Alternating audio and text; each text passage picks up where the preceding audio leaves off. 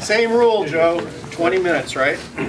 Before I get started too much, let me tell you that this is the first year we've ever done this, but we have, thanks to Dave and Bob, give them a big hand, our experience.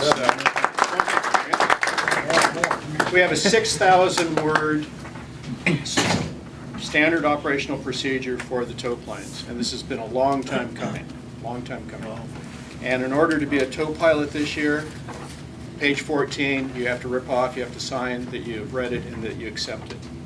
So we talk about the contract, essentially. We expect our tow pilots to fly this way. And you're welcome, all of you, to look at it. It'll be posted on our website. The reason for the standard briefing is that you're essentially establishing a contract between the tow pilot and the glider pilot, okay? You have to expect certain things in a contract. Well, one of the things you should expect is that there's some competence. And that the tow pilot and the glider pilot are going to do certain things when things go south. So it's not up in the air, you know what it is, and you have to do it. And I'm going to talk about one or two of those things right now. Now, I know King talked about accidents, or he told me he would. So you might have a little overlap here, but probably not as, hope not too much. Think back to when you were a teenager. Wasn't that long ago, right? Boy, that went fast. 16, 20, 50, 65, just like that. Bam, bam, bam. Or you have teenagers like I do, and you go, God, what are they thinking? How dumb can they be? How many of you, between 16 and 20, did something so absolutely stupid? Probably in a car, probably with a beer in one hand, girl in the other, right? Probably because you're going really fast, that you should have just been completely wiped out. It's just by the grace of God that you are here today, right here in Hillsborough. How many people have done something like that? The rest of you haven't lived. I don't know. How many of you done something like that in the last 3 years? Good for you. Okay, so Steve was talking about the aircraft, which is really critical. I want to talk about the aircraft brain.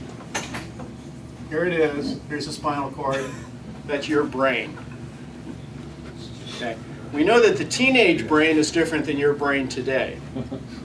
We hope. You have risk-taking. You have showing off. You just go to YouTube's and you can see some of the most stupid, idiotic things. And some of these guys get hurt. Some of them get killed.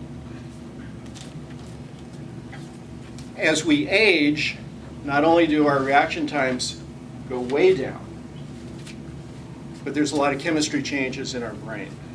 So it's not just our brain aging, or that your brain is like your brain is like your brain or is like my brain. We all have different brains. We have different ways of thinking. We have different wiring. We have different chemistry. Okay? It's just the fact. You may not perceive something the way I perceive it. I make glasses, sell them all over the place, and people say, well, that doesn't look like blue to me. I go, well, what's blue?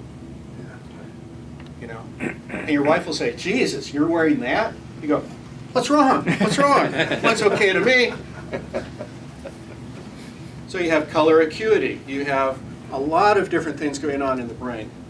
So when we talk about my talk right now, and I got to speed this up a bit. How come I don't have a clock here? I can't see what's going on. Thank you. We see it. We're watching. Okay, you're watching. If you think it should be in the back so the person up here can see it, and you can't see it. Here you are looking over here saying, when's he going to shut up? We know what VNE is, right? How many of you have gone beyond VNE in your aircraft? No. You never exceed. Huh? Never exceed. Yeah, that's right, with me. So I'm with Ron and said, what's VNE in this? He says, oh, blah, blah, blah. I said, oh, that can't be right. And here it goes. Oh, well, geez, we're 10% above VNE and the wings aren't falling off. Let's push it to 20. Let's push it to 30. Well, nothing happened, right? We're here, Ron. Did we care about VNE? Well, yeah. I said, you know, if you're smooth, you can do this stuff, right? I know. I'm the teenager, too. But VNE, you can push it a little bit. All of us have pushed it, whether we know it or not. And it may not be actually with the speed, but it's what I call J&E, judgment A&E. The people that have died in this club that I've known are smart people. Some of them were damn good pilots, really good pilots. They're dead, or they've crashed. We've crashed a lot of airplanes in this club, way too many, and we've had far too many fatalities. So all of them, by the way, come into this, J&E. They exceeded their judgment, never exceed. They exceeded their ability to judge. Let me take 3 that are instructive. We don't have any MDs in this room. They're all in the other room. Isn't that funny? So I pulled out the NTSB reports on the 3 accidents. In fact, I think I left them in the other room too.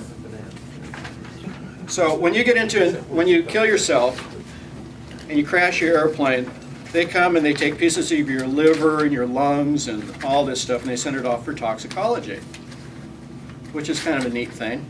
And then you get written up in the NTSB reports and you have levels of marijuana, levels of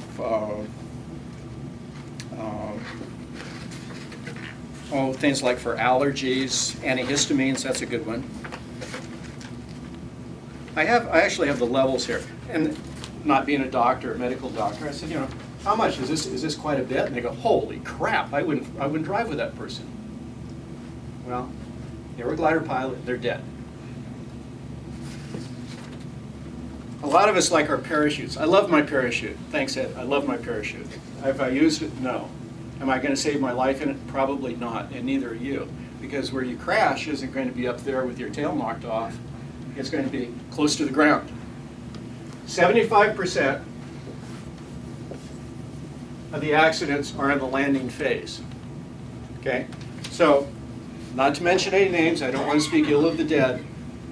This was a woman in our club, brilliant woman, by the way. I just read this last night. I'd never really read the NTSB report, nor did I look at the drug stuff. And I went through the airplane after it was crashed. And I talked to her husband.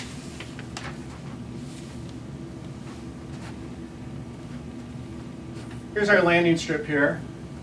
Here's the airplane on final. The report was she was about 500 to 600 feet when she turned final. And she started doing just what you would do. Full spoilers, S-turns, slip. And she got into an S-turn here, it went in, and she crashed. S-turn, bang, crash. Nose down, you don't survive those. We had another accident on our field, and it wiped out my favorite 103. I'm so sorry about that, because I really love that airplane. But it did wipe out a 103, and they were very lucky that no one got killed, actually. And also a tow plane. And again, high, fast, and so on. Okay? If you don't touch down by the fuel dump, you're in trouble.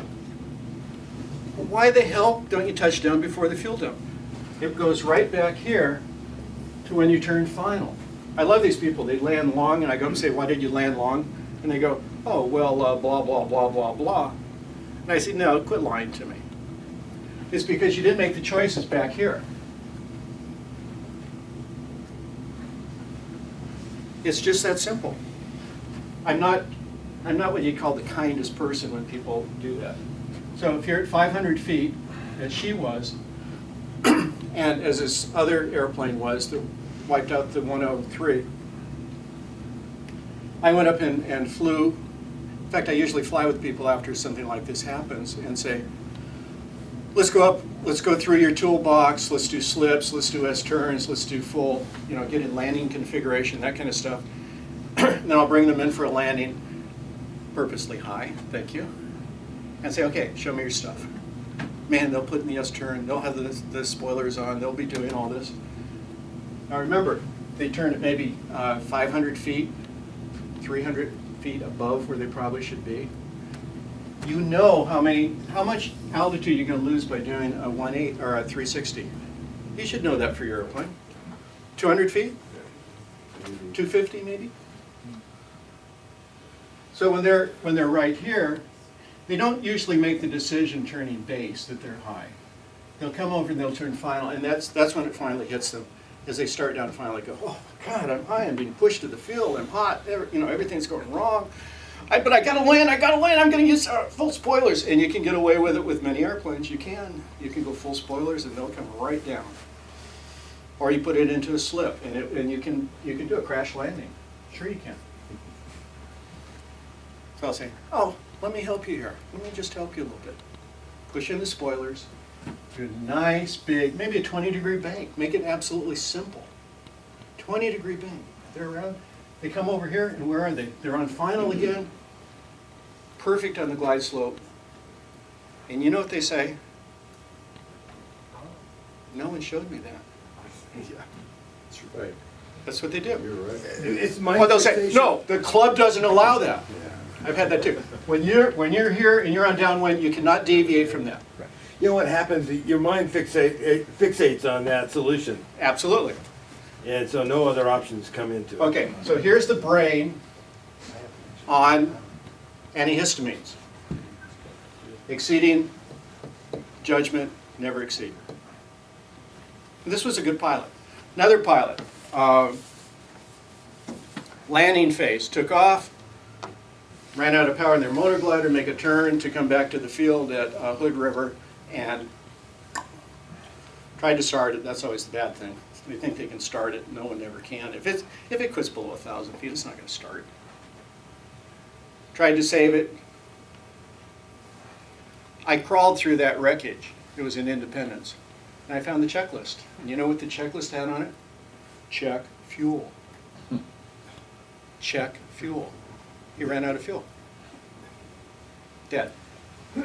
Good pilot, nice guy, member of our club. No drugs. The next one, which really bothers me the most, tow pilot, and I got to speed this up a little bit here because I have like 10 minutes, is happened in Cresswell, and I imagine King told you about this one because he was there, right? Cresswell, tow pilot, got it. Okay.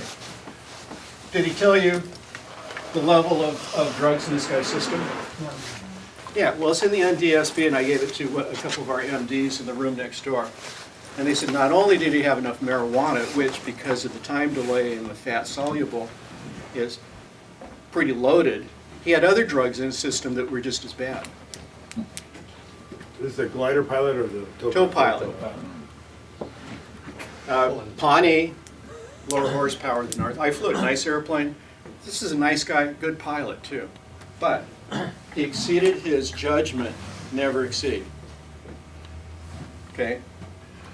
Ron Ward went down there. I was in New Zealand when it happened, and frankly, I've told a few people this, but I really had nightmares about this one. What Because happened? we never ask what. All you're going to get is clever explanations. I wasn't there. But I can tell you that the debris field was less than 100 feet, and it was burnt. According to the witnesses, and it's in the NTSB, according to the witnesses,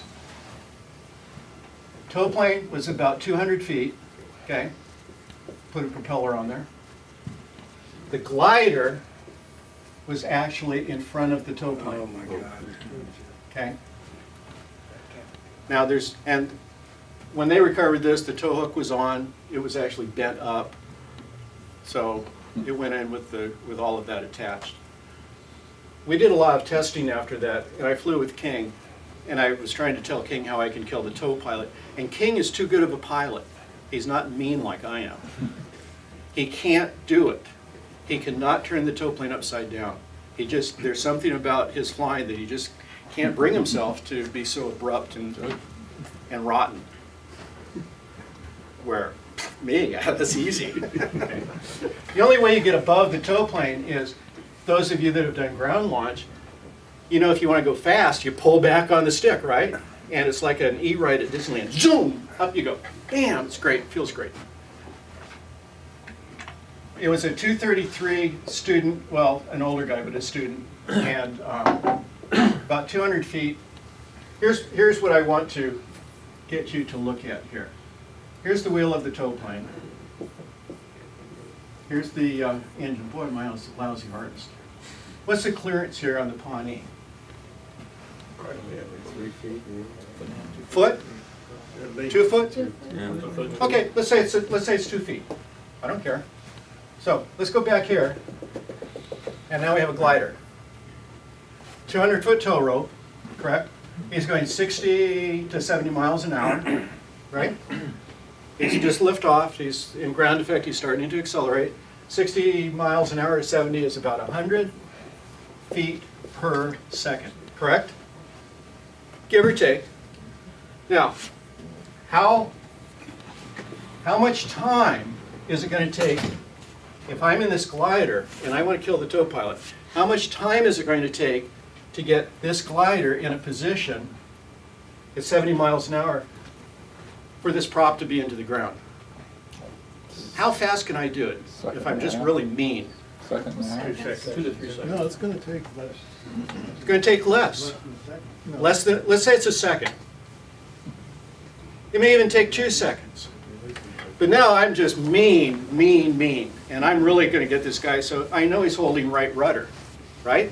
He's got to, because he has a P factor and this engine wants to take him in the north field. So I'm going to go that way, give him less rudder, up as fast as I can, and just about the time the prop is digging big holes in the ground, because I've hit a tipping point here where he doesn't have control. He doesn't have any aerodynamic control. And then what do? I release him. And I shoot all this energy back to him when he's in this position. That, ladies and gentlemen, is what I call the Wilga effect. How he survived the Wilga effect in, was it the Dalles? Yes. I have no idea, because I saw pictures of that and it looked like one of those Bond movies where they took the aircraft and they just crunched it. It was balled up. It just went into a huge ball. Okay. This is really important for us, and I'm going to get through this in a couple minutes. So yeah, all this is going on and we have this effect. What does that mean for you? When you leave here today, what does it mean for you? When you're in this contract with the tow pilot, it means you have to release. You have to release. It's your contract with the tow pilot that you're not going to kill him. If you start going up, there's a control, there's a mouse on your chest, whatever it happens to be, and it will happen to some of us, you have to release.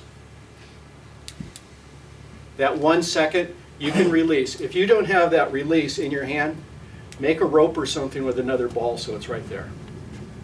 Okay? Your hand should be on it. If you're left-handed, by the way, you have a greater chance of killing yourself than the right-handed people, because gliders are made for right-handed people usually. Okay? You have to release. The other thing is that all 3 of these fatalities in our club, members, thought they were okay. Now, admittedly, some were on drugs.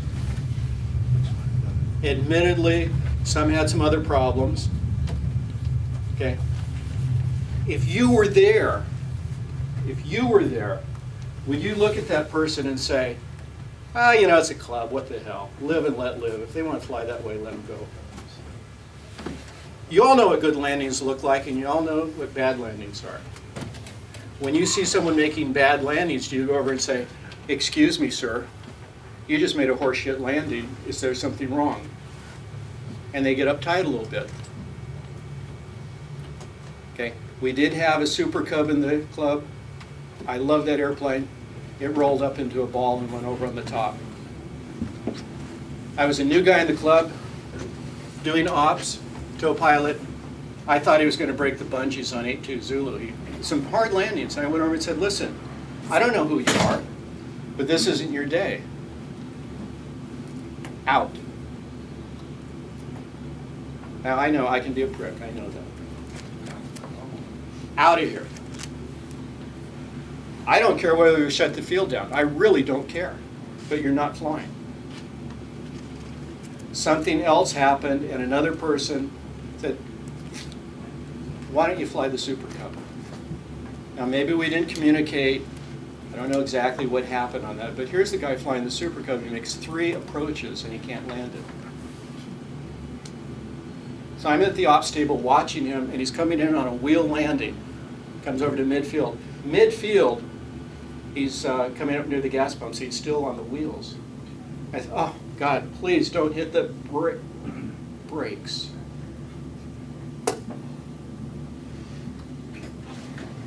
I never saw the guy after that. I told him not to release his belts. You know, he's hanging upside down in the airplane. And what does he do? Pops the belts and hits his head. They all do that, don't they? Your job is to make sure if people are exceeding their JNE, that you intervene. They may not be aware that they have a problem. We have old pilots in this club, older, I'm one of them. And if I'm not cutting it that day, and you see that I'm making bad landings or my judgment or something is going wrong, it's your job as a club member, it's your responsibility, me or anyone, to say, this may not be your day. Why don't you fly with an instructor? Please do not think that instructors have any, don't think they're any better than anyone else, because they sure as hell aren't. There are instructors in this club, not to mention any names because they're not here right now. We have a few. I wouldn't let my kids fly with them. Hey, Bob, Yes. that's the other implied contract. That contract is Yes. so filed. We have a contract with each other, save each other's lives. Absolutely. Absolutely. But don't be afraid of it. It's not a live and let live. We do want people to live.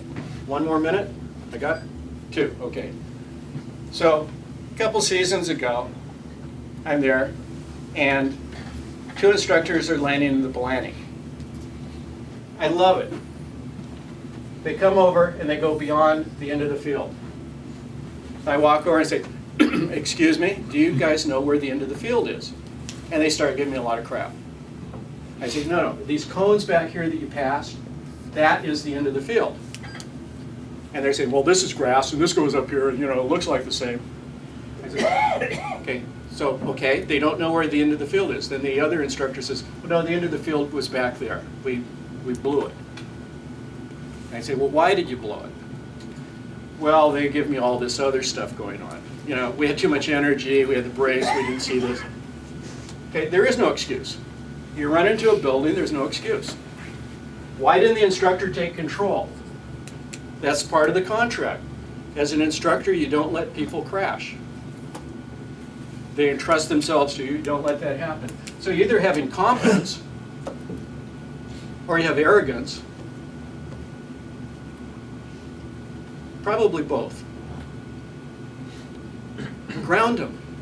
You walk right up there and you say, excuse me, you 2 instructors, you're not allowed to fly. Will they be pissed at you? Maybe.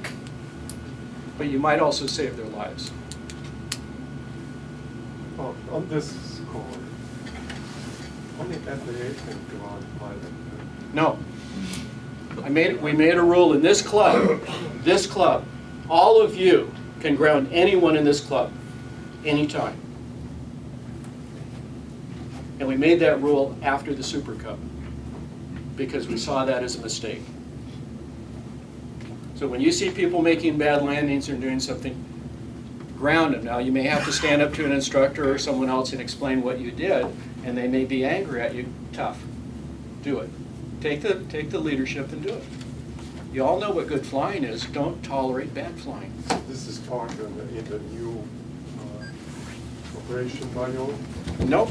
We've been able to ground anyone at any time for Years. probably 10 or 15 years. Absolutely.